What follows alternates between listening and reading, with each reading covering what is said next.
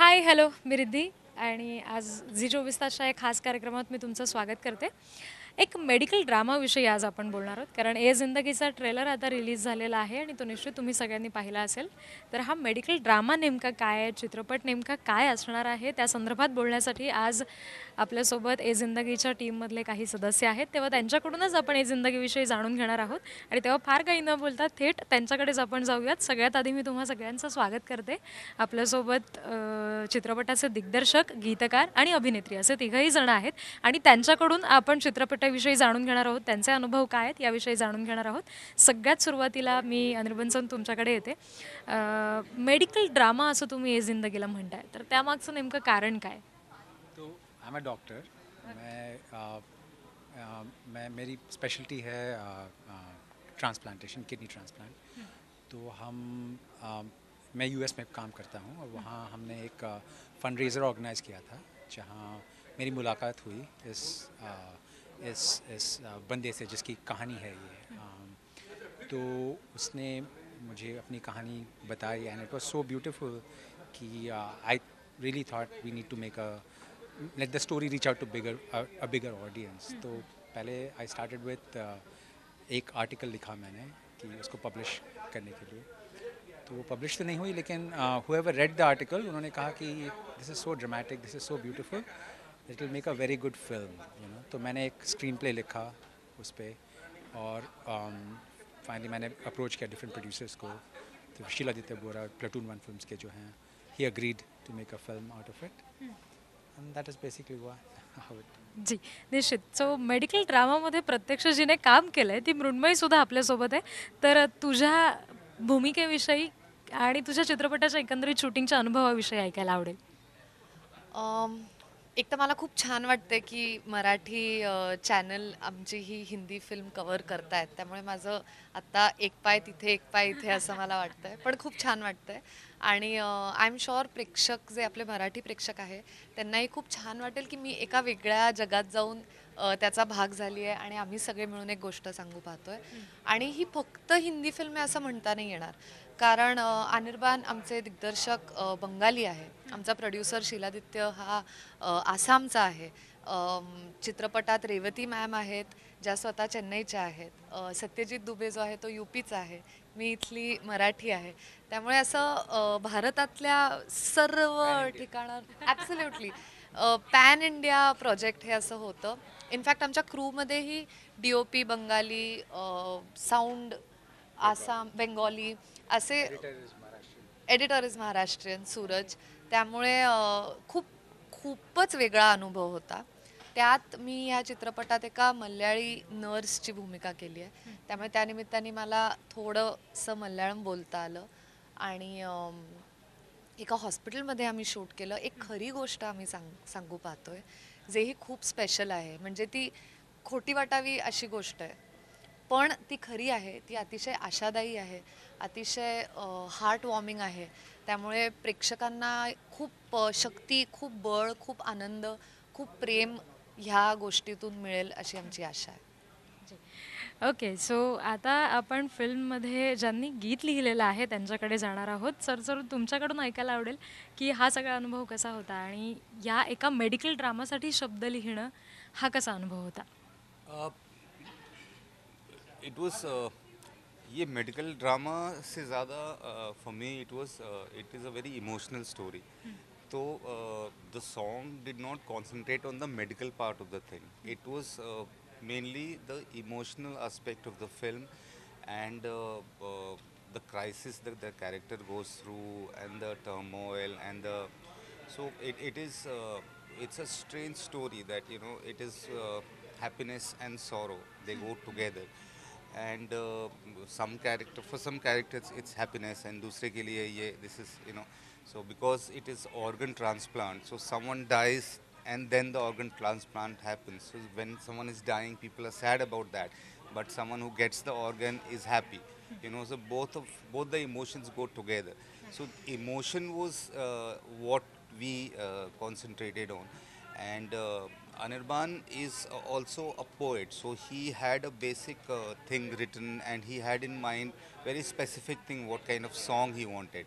So it was easy to work with him because the brief was very clear for me. So it was nice. That is how the songs were written. So it was all the songs. The underlining fact was the emotional aspect of the song. So okay. So निश्चित आजार म्हटल्यानंतर त्याच्यात भावना ह्या येतातच आणि जसं sir म्हणाले की सुख दुःख अशा दोन्ही गोष्टी त्याच्यामध्ये येतच असतात. मुळात या भावनांच्या सगळ्या कथेमध्ये काय नेमकं कथानक आता प्रेक्षकांना पाहायला मिळणार आहे? म्हणजे तुम्हाला ही कथा सुचली कशी हे आम्ही ऐकलं, पण कथा नेमकी काय असणार आहे? What will the story be like and what will it give the audience? So देखिए ऐसा बेसिक ये है कि ये दो आदमियों की कहानी है, relationship between Revati and Satyajit. हाँ, एंड ऑर्गन ट्रांसप्लांटेशन का बैकग्राउंड है, लेकिन जो स्टोरी है is how the relationship forms and progresses in the setting of a organ transplant. तो जो ड्रामा है it's a very human drama कि of love, of loss, of feeling hurt, feeling happy, feeling sadness. तो but it is full of hope कि at the end now we feel hopeful, we believe in good, we believe in that life is very worthy of living. जो एक feel good feeling आती है ना, that is what the film conveys in the end. हाँ, ज़िंदगी में दुख है, ज़िंदगी में तकलीफ़ें भी हैं, but it's still worth living. It's still, there is a lot of richness to life. And at the end of it, we should feel happy to be alive. We are enriched by our life, that's basically. Okay. So shooting दरम्यानच्या काही गमती-जमती पण आम्हाला ऐकायला आवडणारच आहेत. पण त्याआधी एक प्रश्न, ज्येष्ठ अभिनेत्री रेवतीसुद्धा चित्रपटात आहेत आणि हिंदी सिनेसृष्टीमध्ये त्यांनी मुख्य भूमिकेत दिसणं ह्याच्यासाठीचा एक कमबॅक म्हणावा लागेल. तर तो अनुभव कसा होता? म्हणजे त्यांच्यासाठी त्यांची भूमिका लिहिणं आणि त्यांना डिरेक्ट करणं. So, see, I was the first time director. और first time मतलब क्या, I'm not even in the medical field, मतलब not even in the film में कोई correlation नहीं है. तो मैंने जब लिखा था, I had Revati in mind. When I write कोई character, I imagine somebody, and then it's easy for me to write because then I can sort of pick up their quirks. उनको देखने से कुछ मिलता है, So I had written it with Revati in mind, and so turns out that Revati is the first person in India to sign an organ donor card. So when they launched this organ donation card, she's the first person to sign the organ donation card. So उनको पहले से ही she was sort of sensitized to the topic. उनको पता था कि the sensitivity involved in organ donation and the families what they go through and all that, But तो उनको approach करने के लिए I went to Dr. Shroff, who's the head of the foundation for which she advocates. तो उन्होंने मुझे introduce KIA. तो पहले when I talked to her, I told her that this character is also called Revati. तो उनको थोड़ा अजीब लगा शायद. But later on, she said, okay, I'll read the script. Sorry. So when she read the script, she really liked it. तो उसके बाद 5 days later, I think she responded. She said, Hanuman, I love the script. Let's talk. So I was really happy. तो उसके बाद when I met her and मैंने बात की उनको इसके बारे में, she's just a lovely person. She understood my sort of nervousness as a first-time director. Very sympathetic. Sets में she would come and eat with the crew. मतलब अपने vanity में नहीं बैठी रहती थी. She would come and eat. She would stand in line. She would sit with everybody.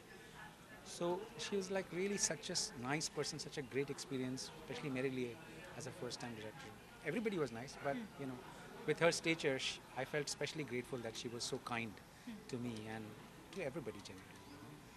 आणि मृण्मयीचं नेमकं काय झालं? म्हणजे आता रेवती मॅमनी जसं 5 दिवसांनी वगैरे बोलणं केलं, तसं मृण्मयीने लगेच होकार दिला की थोडा वेळ घेतला? माझ्यासाठी खूपच एक्साइटिंग ऑपॉर्च्युनिटी होतीच ही. आणि अनिर्बान स्वतः डॉक्टर आहेत आणि त्यांनी हे फर्स्ट हँड अनुभवलं आहे, ही गोष्ट ऐकली आहे, त्या लोकांना भेटले आहेत, ही माणसं खरी आहेत. तर हे सगळं माझ्यासाठी इतकं एक्साइटिंग होतं. त्यात मला एक नर्सची भूमिका, एका मल्याळी नर्सची भूमिका ह्या निमित्ताने करायला मिळणार आणि रेवती मॅम सारख्या ॲक्ट्रेसबरोबर स्क्रीन स्पेस शेअर करायला मिळणार, हे सगळं प्रचंड एक्साइटिंग होतं. मला वाटतं मी 7व्या सेकंदाला हो म्हणाले होते आणि त्यामुळे there was no doubt about being a part of this film. आणि आय एम सो हॅपी की मी प्लटून वनच्या फर्स्ट सोलो प्रोडक्शन फिल्मचा एक भाग आहे आणि अनिर्बानच्या फर्स्ट फिल्मचा एक भाग आहे. त्यामुळे I think there no doubts about. Okay. आणि या सगळ्यामध्ये आता आम्हाला निश्चित ट्रेलर बघितल्यानंतर जशी एक्साइटमेंट आहे, तर चित्रपटाविषयीची एक्साइटमेंटसुद्धा असणार आहे. पण एकंदरीत जे काही कथानक ज्या पद्धतीने पुढे जाते, म्हणजे जसं मगाशी सर म्हणाले, की शब्द लिहितानासुद्धा एकीकडे आनंद होता, दुसरीकडे दुःख होतं. त्यामुळे ते सांभाळून लिहिणं आणि ते प्रेक्षकांना अपील होणं, ते सुद्धा तितकंच महत्त्वाचं निश्चित असतं. तर ह्या सगळ्यामध्ये भूमिका निभावताना किंवा एकंदरीत चित्रपट पुढे जात असताना, शूटिंग पुढे जात असताना एक वैयक्तिक मृण्मयी म्हणून, माणूस म्हणून या सगळ्यातून काय शिकले हे सुद्धा आम्हाला ऐकायला आवडेल. मला वाटतं आता कोविडच्या काळानंतर आपल्या सगळ्यांनाच आपल्या मेडिकल फ्रटर्निटीचं महत्त्व, आदर, त्यांची जाणीव त्यांच्याविषयीची ही खूप अतिशय अर्थातच वाढलेली आहे. त्यामुळे ती भूमिका, त्या भूमिकेतून ह्या गोष्टीकडे पाहताना मला खूप जबाबदारी वाटली, खूप कौतुक आणि आदर वाटलं ह्या सगळ्या मेडिकल फ्रटर्निटीचं, जे इतकं निस्वार्थपणे काम करतात. आणि म्हणजे hats off to them, no doubt about it.